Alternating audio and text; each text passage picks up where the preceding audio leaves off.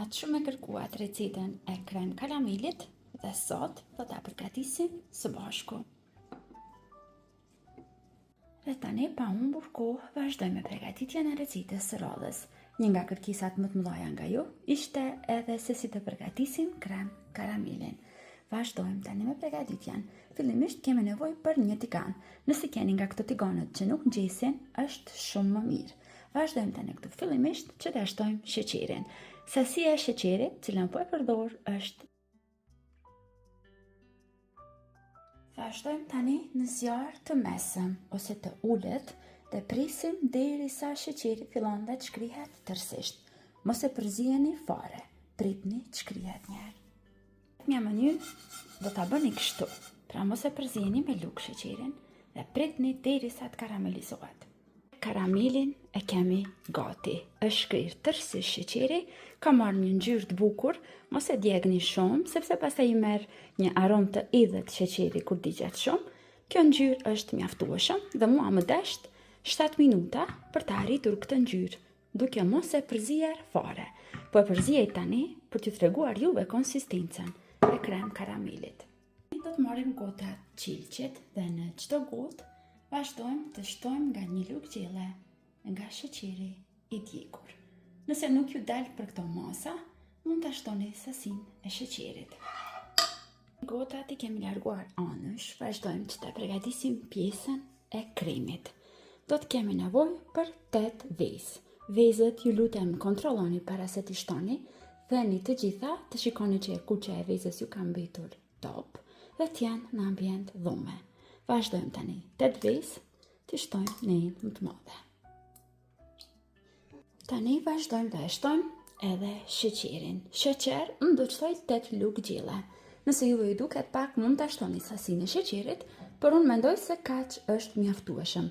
Pra për çdo kokër veze shtoj një lugë gjelle me sheqer. Tani vazhdojmë dhe i tundim me dorë. Nuk e përdorim mikserin, sepse në këto receta duhet që përzierja të bëhet me dorë. Vazhdojmë kështu dikon për afërsisht 3-4 minuta, derisa të sigurohemi që sheqeri është shkrirë dhe është bërë bashkë me vezët. Si i përzijem mirë për disa minuta dhe vezët shkumohen, tani vazhdojmë e shtojmë qumshtin. Tani tek vezët shtojmë 1 litër me qumësht. Qumshti është i ftoftë. Më pëlqen që te krem karameli shtoj edhe vanil sheqer. Dhe tani përzijem edhe një herë. Tani do të na duhet një enë tjetër dhe një kullus, sepse duhet që ta kullojmë që t'i largojmë gjitha trupat mbrenda që janë formuar dhe në këtë mënyrë do të na dalë më i mirë krem karameli. Tani me kujdes vazhdojmë e kullojmë.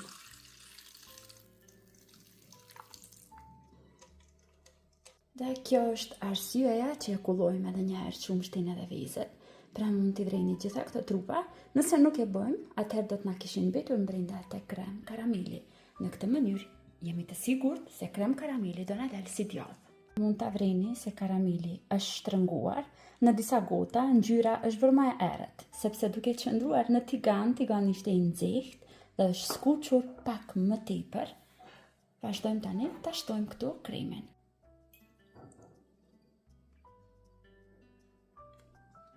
Gjitha gotat i kemi mbushur dhe në total unë kam fituar 9 gota të tilla. Ne do të marrim një tepsi më të madhe dhe poshtë tepsisë kam shtuar pak ujë, pra një sasi të vogël të ujit dhe vazhdojmë tani këtu me kujdes të rendisim gotat e krem karamelit.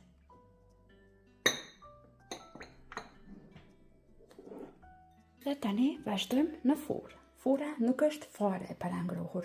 Tani në këtë moment e kam ndezur në 180 gradë dhe vazhdojmë që ta vendosim tepsin pak më poshtë në furrë, jo në mes, po një rend më poshtë, po jo edhe direkt poshtë, pra le të ketë pak vend dhe pastaj e vendosni krem karamelin.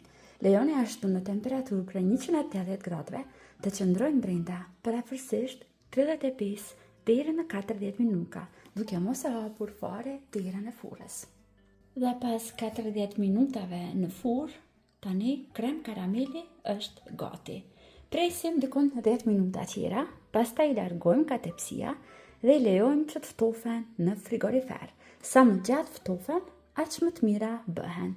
Do të lejojmë që të ftofen dikon prafërsisht 3 orë, që të shtrëngohet mirë dhe pastaj vazhdojmë dhe e shërbejmë.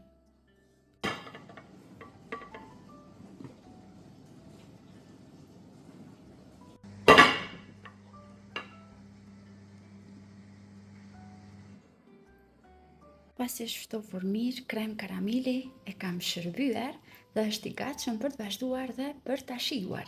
Nëse keni vështirësi për t'i larguar nga gotat, me një thik të sprehtë vetëm prekni qoshet dhe ajo do del pa asnjë pik problemi. Shpresoj që do ta provoni edhe ju këtë recetë të krem karamelit dhe do ta shihoni bashkë me më të dashurit e juaj. Deri në video recetat e radhës, mbeteni të përshëndetur nga unë.